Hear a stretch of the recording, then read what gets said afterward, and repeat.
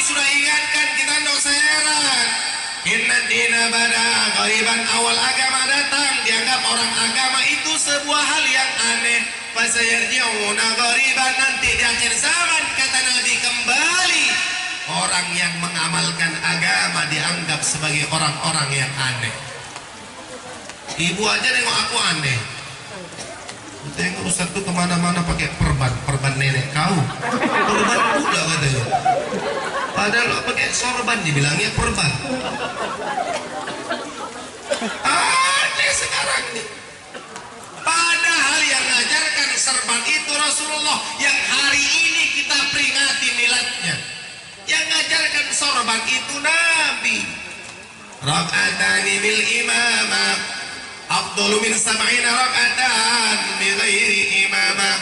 Kata Nabi, orang sholat 2 rakaat pakai sorban itu lebih afdal daripada orang sholat 70 rakaat tidak pakai sorban.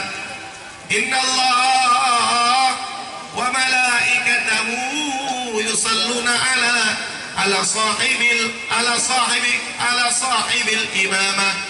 Sesungguhnya Allah dan para malaikatnya, kata Nabi, senantiasa mendoakan orang-orang yang pakai sorban.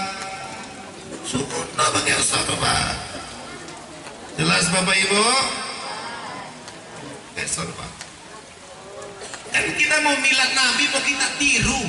Jadi kalau tak pakai sorban, enggak apa-apa, wajib kok. Sunnah. Dapat pahala. Jadi tak pakai boleh pakai, bagus. Yang nggak boleh Pak Ustaz, yang nggak boleh menghina sorban. Karena Anda menghina sorban, Anda menghina sunnahnya Rasulullah. Kalau Anda berani menghina sunnah Rasulullah, Allah pun benci kepada Anda. Jangan coba-coba saudara. Katakan yang hak adalah hak, yang batil adalah batil. Meskipun kita belum sanggup mengamalkan yang hak, meskipun kita belum sanggup meninggalkan yang batil, katakan yang hak adalah hak, yang batil adalah batil.